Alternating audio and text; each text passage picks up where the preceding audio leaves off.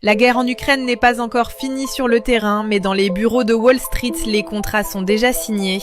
Ce n'est pas une théorie, c'est un document officiel. En novembre 2022, le gouvernement ukrainien a signé un mémorandum d'entente avec BlackRock Financial Markets Advisory. L'objectif, créer le Ukraine Development Fund.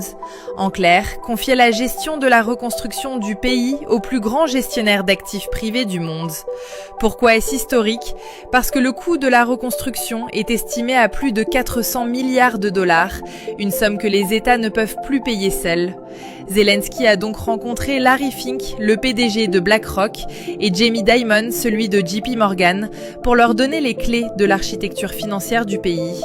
Leur rôle officiel est celui de conseiller, mais dans les faits, ils décideront quels projets seront financés et surtout quels investisseurs privés auront le droit d'entrer sur le marché ukrainien.